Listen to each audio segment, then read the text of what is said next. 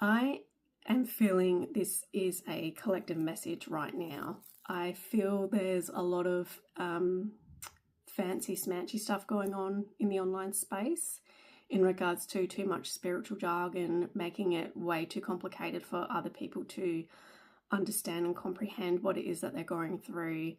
And for me, I like to consider myself as like a really grounded, healing person that wants to make it as clear and as defined as possible so you can actually use things that are practical for you in everyday life. If you are feeling overwhelmed with the online space, you are not alone. And I just wrote down what came through as a channeled message. So I think we just need to be conscious about what we're consuming. What are we taking on as ours and what isn't ours? We really need to be mindful of that. And we need to be aware of the limiting beliefs that we are allowing ourselves to believe.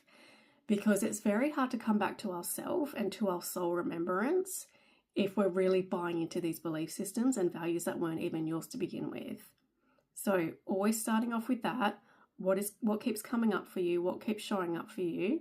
How are you responding to that? And noticing as well how you want to react differently the next time that shows up for you, because it will, especially when you're going through your spiritual awakening. It will come up again for a reason, and then it's how you choose to respond.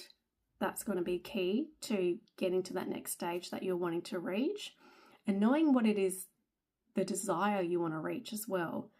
What is it that you are after? What is, living with purpose mean to you? Going back to your why, because whenever you do get overwhelmed or confused, it's so simple to go back to your why and then realign that with your values and beliefs and move with that embodied version of self that's already there.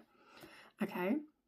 And what it is all about is, so what I wrote down with the channel guided message was developing a trusting bond with our higher self so we can live a purposeful life.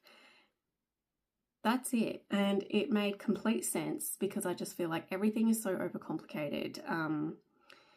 And it's just a matter of being present enough to hold your truth.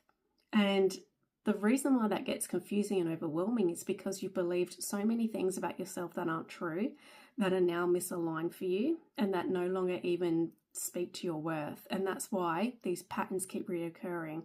They keep showing up because they want, the universe wants to know how you're going to respond. Are you going to go back to safety where it feels familiar? Or are you going to choose to expand and evolve and take aligned action